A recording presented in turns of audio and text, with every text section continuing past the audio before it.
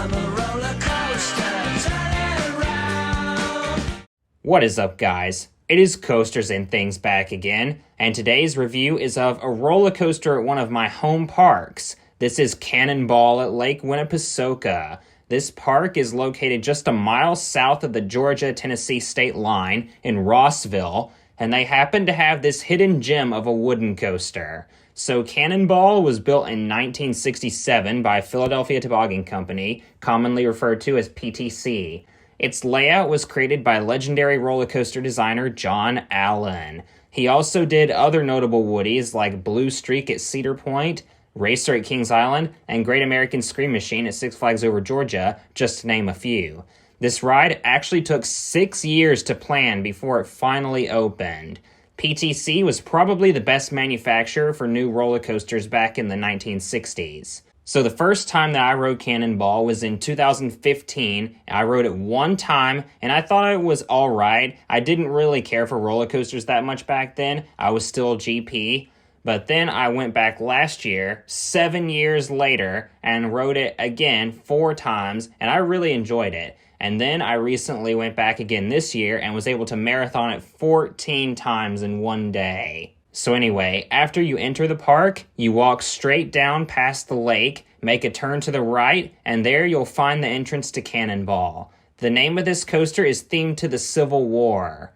You take a ramp up the entrance and notice that there aren't even rows that you line up in. You just go in and get in whatever row is available. If you're up first, obviously you'll get to pick whatever row you want to, but if you're last, you'll just get whatever row is left. This coaster runs with 3-car, 3-bench PTC trains, therefore there are 9 total rows. One thing I gotta say real fast, the trains were refurbished a few years ago by PTC themselves, and they are absolutely stunning now. Both of them are, in red and blue.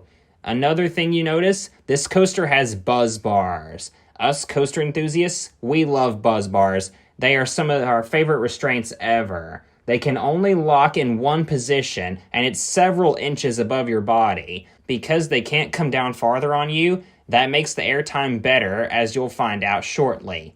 This was my first coaster with buzz bars, so I had never experienced anything like them before my first ride on this. But before you pull down the buzz bar, you buckle your seatbelt first. So this is not like Phoenix at Knoebels, where it's just buzz bars, no seatbelts. No, this coaster does have seatbelts too. I don't mind the seatbelts though. So after you've pulled your buzz bar down, you dispatch out of the station, take a slow turn to the right, and start up the lift hill. This coaster has a max height of 70 feet. When you reach the top, to the right you get a good view of Sokia, the water park, and then you go down the drop. It's a 70-foot drop, and it kind of turns to the left a little bit. At the bottom of the first drop is where you hit your max speed of 50 miles an hour. You then go over the first airtime hill. Let me tell you, if you ride this coaster in the back row when it has warmed up, there's some insane airtime here. No joke. At the start of the hill, you float up a bit, and then at the end of the hill, you get thrown up a second time, this time much more violently. This moment in the back row rivals some of the airtime on Phoenix. This first airtime hill is my favorite moment on Cannonball. Next, you go up over a much bigger hill. This one has anti-rollbacks on it. You don't get any airtime on this hill. You go a bit too slow over it to get any airtime. You then go over another smaller airtime hill. You get a little bit of floater here and rise up into the far turnaround of the ride. It's a flat turn to the right. There aren't really any laterals on this turn. It's a slow turnaround. Next, you drop down, and if you're in the back, you actually get a little pop of airtime on the drop down right here. You then proceed to go over an airtime hill that turns to the left a little bit. You come down, and then go over 3 consecutive smaller airtime hills. You might get some small airtime pops on these hills depending on what row you sit in. And then to end the ride, you come up and pop into the brake run. And let me tell you, if you're in the front row, the airtime on the pop into the brake run is crazy. It is shocking how good it is in the front. This coaster is also very smooth. You don't have to worry about this ride being rough. One last thing, as you come to a stop, you notice that this coaster still has manual brakes. There are very few coasters out there that still have manual brakes, so this is really cool to see. It's a true throwback to how coasters used to be. Now, because of that, this coaster can only ever run one train. It has 2 trains, but because of the manual brakes, it can only run one. That being said, usually it isn't that big of a deal. That is Cannonball for you.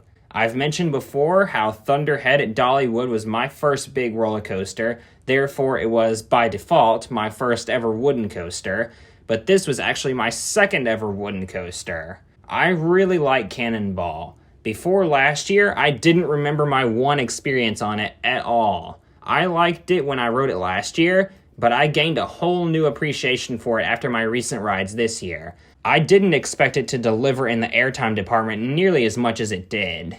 Therefore, this coaster really did exceed my expectations. This is actually the closest roller coaster to where I live. I would definitely recommend this coaster to everyone. For Cannonball's overall score, I'll give it a solid 7.5 out of 10. Let me tell you, don't let this coaster's size deceive you. It's on the smaller side. Its stats are rather modest if I'm being completely honest, but stats don't determine a ride. The overall experience does. Cannonball really is a hidden gem, and I know it's at a smaller park, but if you decide to visit Lake Winnepesaukah and ride this, I think you'll really like it. Thank you so much for watching. Please like, comment, and subscribe, and this is Coasters and Things signing out.